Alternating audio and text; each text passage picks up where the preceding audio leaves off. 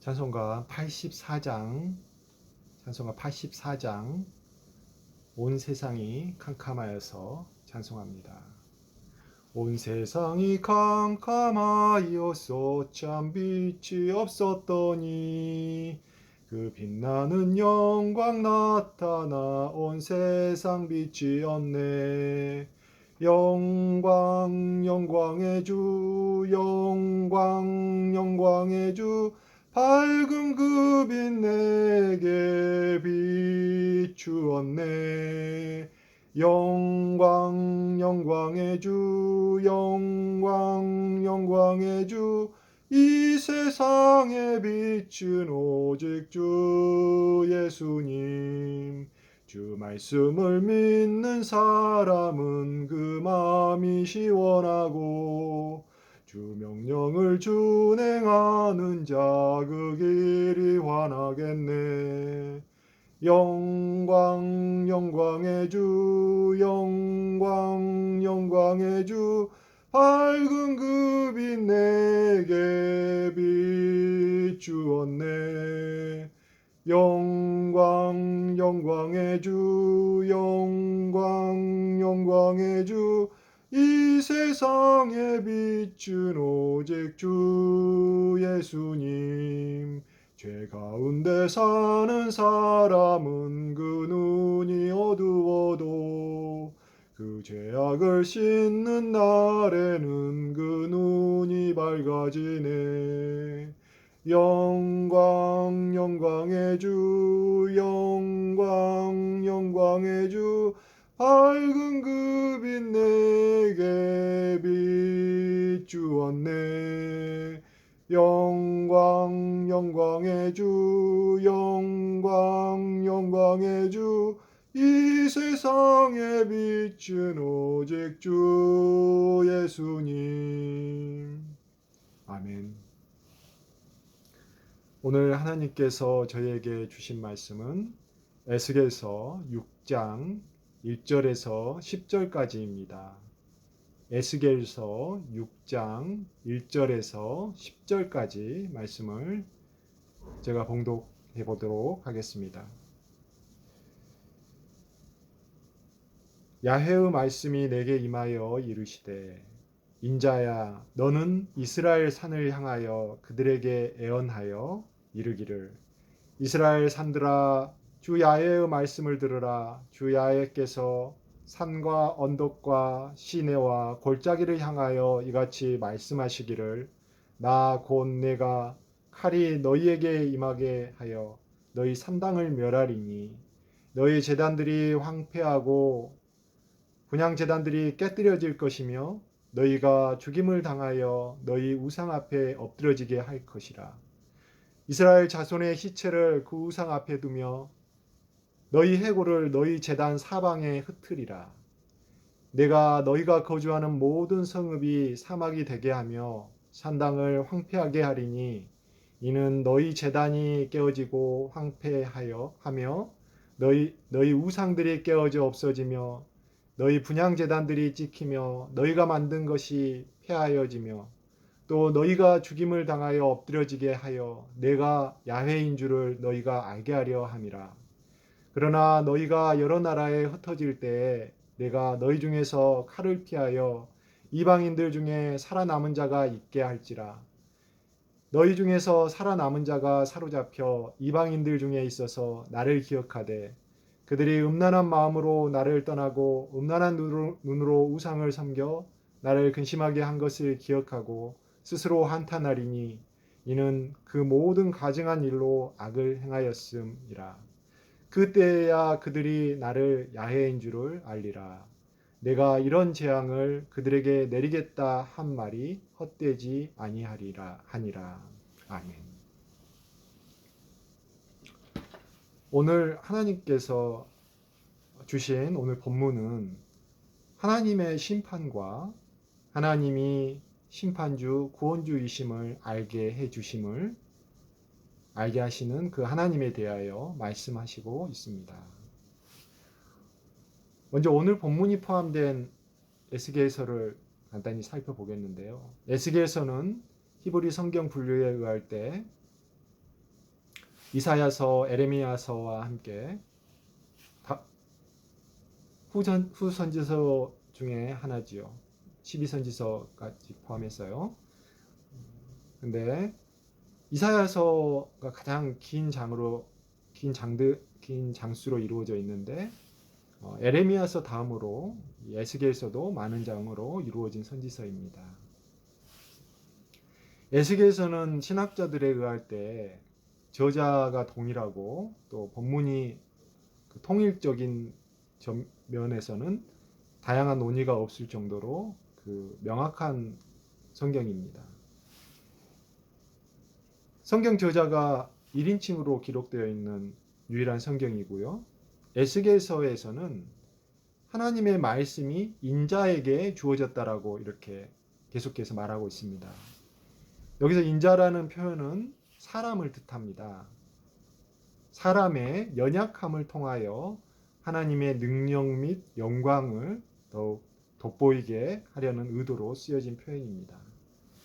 신약 성경에서 예수님을 나타내는 인자는 구약의 애언의 성취로서의 그 인자. 여기서 인자는 인성과 신성을 모두 가진 구세주로서의 인자를 말하기 때문에 에스겔서에서 표현되어 있는 인자와는 다른 것입니다. 에스겔서의 배경은 이스라엘 민족, 즉 유다 백성이 바벨론에 포로로 잡혀갔을 때 포로 사회입니다. 에스겔서 1장 1, 2절에서 서른째 해 넷째 달 초닷새에 내가 그발 강가에 사로잡힌 자 중에 있을 때에 하늘이 열리며 하나님의 모습이 내게 보이니 여호야긴 왕이 사로잡힌 지 5년 그달 초닷새라라고 기록되어 있는데 서른째 해를 에스겔의 나이 30으로 볼 수 있습니다. 여호야긴 왕이 바벨론 느부갓네살 왕의 두 번째 침공 때 포로로 끌려갈 때 에스겔도 함께 바벨론으로 끌려간 것 같습니다. 에스겔이 포로로 끌려간 지 5년 되던 해, 그러니까 30세 정도의 선지자로서 그발 강가에서 부름을 받습니다. 에스겔은 제사장 집안 출신이라고 하고요. 선지자로 부름받기 전에도 성전 직무나 하나님의 일에 대해서 많이 알고 있었을 것으로 짐작을 할 수 있습니다. 에스겔서는 많은 환상과 기사로 이루어져 있는데 저자 에스겔의 정신건강에 대한 논의가 있을 정도입니다. 에스겔이 아내의 죽음에도 눈물을 흘리지 않는다거나 오랜 기간 한쪽으로만 잠을 잔다거나 몸이 이동한다거나 또 많은 환상을 본다거나 하는 기록들이 1인칭 시점으로 나옵니다. 이런 부분들은 저희가 읽을 때 의학적, 과학적으로 접근할 것이 아니라 성령에 충만한 순종의 선지자이며 하나님의 명령에 순종하는 그런 부분들이 많죠. 그리고 그 가운데에서 하나님의 묵시를 저희가 보아야 합니다. 에스겔서의 신학적인 주제들은 하나님의 거룩성과 초월성, 그리고 하나님의 은혜와 자비, 하나님의 주권성, 그리고 개인적인 책임 등을 다루고 있습니다. 에스겔서 개간이 좀 길었는데 오늘 본문으로 들어가 보겠습니다. 1절에서 야훼의 말씀이 임하여 말하시기를, 그리고 2절에서 이스라엘 산을 향하여 애원하라고 명령하십니다. 3절에서 7절까지 심판의 말씀을 전하라고 하십니다. 3절에서 주 야훼께서 산과 언덕과 시내와 골짜기를 향하여 말씀하신 것은 모든 이스라엘에게 말씀하신 것을 말합니다. 심판이 전면적이라는 것이지요. 칼이 임하여 산당을 멸하신다는 것은 우상 숭배, 다른 신을 섬긴 근본적인 죄악에 대한 심판을 말씀합니다. 4절에서 먼저 그 제단들을 깨뜨리시고 그것을 섬긴 사람들도 죽임을 당하여 그 우상 앞에 엎드려진다는 것은 제단, 우상들과 이를 섬긴 사람들을 하나로 보신다는 뜻입니다. 5절에서 그 시체를 우상 앞에 두며 해골까지 제단 사방에 흩으리라는 것은 그들의 죽음이 우상 숭배와 다른 신을 섬긴 것에 대한 심판임을 보이시겠다라는 것입니다.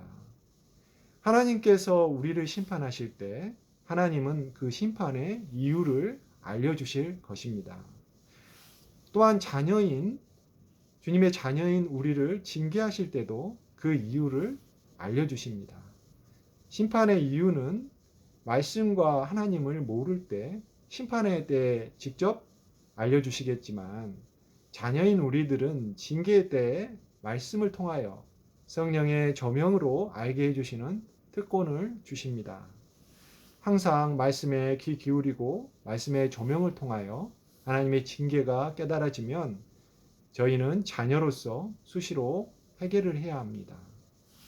6절, 7절에서 산당, 제단의 심판은 그와 필연적으로 연결되어 있는 모든 성읍에 대한 심판으로까지 이어집니다.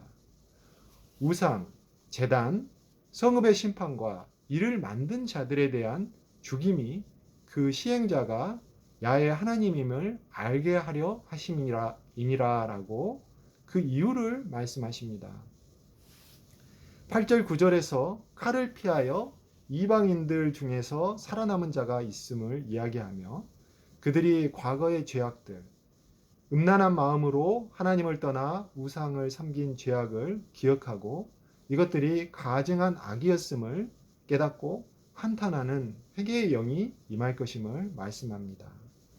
이것은 선지자의 심판의 메시지에 자주 등장하는 남은 자 사상입니다. 10절에서 이 남은 자들의 기억과 한탄, 회개의 영이 야훼 하나님을 알리는 것임을 말씀합니다. 에스겔서, 구약 전체에서 하나님은 심판주로서와 구원주로서의 하나님을 끊임없이 말씀합니다. 오늘 본문도 1절에서 7절까지는 심판주로서, 그리고 8절에서 10절까지는 구원주로서의 하나님을 말씀합니다. 이 둘은 다른 하나님이 아니라 한 하나님이십니다. 각각 심판과 구원을 행하시는 분이 야훼임을 알게 하리라고 말씀합니다. 하나님이 주권자이심을 알게 하시겠다는 말씀이 오늘 본문에서 내가 야훼인 줄을 알리라 입니다. 7절에서는 심판주로서, 10절에서는 구원주로서의 야훼 하나님입니다. 구원주로서의 하나님은 믿음으로 회개한 백성의 죄악을 잊으시겠다라고 하는 칭의의 하나님입니다. 에스겔서 29장 16절에서 이렇게 말씀합니다. 그들이 다시는 이스라엘 족속의 의지가 되지 못할 것이요 이스라엘 족속은 돌이켜 그들을 바라보지 아니하므로 그 죄악이 기억되지 아니하리니 내가 야훼인 줄을 그들이 알리라 하셨다 하라. 아멘. 돌이켜 죄 쪽을 바라보지 아니하므로 그 죄악이 기억되지 않는다는 말씀입니다. 에스겔서 전체에서 내가 야훼인 줄을 알리라 또는 알게 함이라는 이 표현은 심판과 구원에 있어서의 하나님의 주권성과 계시성을 강조하는 하나님의 속성으로 에스겔서에 총 64회 정도 등장합니다. 심판주의 맥락에서는 총 37회 정도고요. 구원주의 맥락에서는 21회 정도. 그리고 심판주와 구원주의 관념을 연결하는 언약주 혹은 표징주로서의 맥락에서는 약 6회 정도가 등장합니다. 이것을 구약 전체로 확대하면 각각 심판주, 구원주, 언약주로서의 맥락에서 각각 39회, 27회, 11회 정도 등장합니다. 총 77회 정도 되는 것이지요. 내가 야훼인 줄을 알리라는 중심 주제가 77번 등장하는 것이 놀랍지 않습니까? 저희의 죄의 근원이 무엇입니까? 하나님을 잊는 것입니다. 하나님을 인정하지 않는 것이지요. 그래서 하나님은 하나님이심을 알려주신다는 것입니다. 이것은 하나님의 살아계심을 알게 해 주시겠다는 회복의 메시지입니다. 우리는 알려주시는 심판의 하나님을 알고 언약의 하나님을 붙잡고서 구원의 하나님을 소망하며 살아야 하겠습니다. 이것은 모두 내가 야훼 하나님임을 알게 하리라는 살아계신 하나님이 우리에게 역사하셔야 가능한 일입니다. 이러한 믿음을 하나님께서 주시는 것입니다. 믿음작인 히브리서 11장 6절에 믿음이 없이는 하나님을 기쁘시게 하지 못하나니 하나님께 나아가는 자는 그가 계신 것과 또한 그가 자기를 찾는 자들에게 상 주시는 이심을 믿어야 할지니라. 아멘.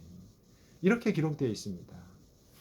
믿음은 하나님이 계신 것을 일단 하나님이 살아 계신 것을 일단 믿어야 한다는 것이고 에베소서 2장 8절 9절 말씀처럼 우리는 하나님의 선물인 은혜로 믿음으로 말미암아 구원을 받습니다. 그 과정에서 하나님은 하나님이 살아계심을 반드시 알려주십니다. 하나님이 살아계심을 믿는 것이 참된 믿음입니다. 또한 하나님을 찾는 자들에게 상, 즉 구원의 상을 주시는 것입니다. 하나님의 살아계심과 하나님을 찾고 오직 의리하는 자들에게 구원의 상을 주시는 것을 믿는 참된 믿음. 이것이 하나님으로부터 왔지만 우리가 이를 깊이 간직하고 하나님께 나아갈 때 그것을 하나님이 기뻐하시는 믿음이 되는 것입니다. 오늘 에스겔서의 말씀처럼 저희는 반드시 심판받을 존재였지만 하나님께서 은혜로 구원하시는 남은 자들이 되었습니다. 이것은 언약에 의해서 가능했습니다. 오직 언약의 중보자 되시는 예수 그리스도를 통하여 그 십자가 앞에 저희들이 죄인들로 섰을 때 가능한 일이 되었습니다. 심판주 하나님과 구원주 하나님 그리고 언약주 하나님을 모두 바라보심으로 하나님의 하나님이심을 보여주시는 살아계심과 살아계신 하나님을 진정한 믿음으로 찾으셔서 구원의 상을 받으시는 주의 자녀가 된 복된 성도들이 되시기를 주님의 이름으로 축원드립니다. 오늘 말씀을 생각하시면서 살아계신 하나님께 기도드리겠습니다.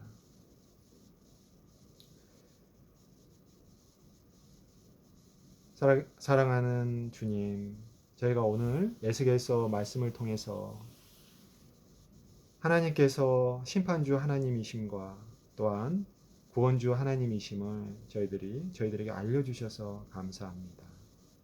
하나님께서는 내가 야훼 하나님인 주임을 알게 하리라 이렇게 말씀하셨습니다.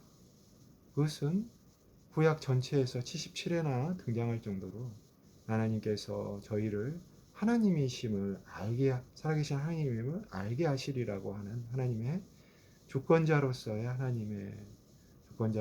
하나님이신가, 그리고 이를 통해서 저희가 하나님을 잊어버리고 하나님이 살아계신다는 것을 잊고 살아가는 저희가 멸망당할 자들에서 이제 하나님의 살아계심을 알게 하심으로 저희가 그 살아계신 하나님을 믿고 회복된 하나님과의 관계가 회복된 주의 자녀가 된 자녀로서 다시 불러주시는 회복의 메시지임을 저희가 또한 알게 해주셔서 감사합니다. 하나님, 저희들이 심판주 하나님이심을 저희가 알고서 주를 경외합니다. 그리고 또한 구원주 하나님이심을 알고 은혜의 하나님을 알고 저희가 주님의 사랑에 감격하여 눈물을 흘립니다. 하나님, 저희들이 그 가운데 언약의 중보자 되시는 또 언약주 하나님이심을 예수 그리스도이심을 저희가 알고 그 십자가 앞에 저희가 죄인으로 섭니다.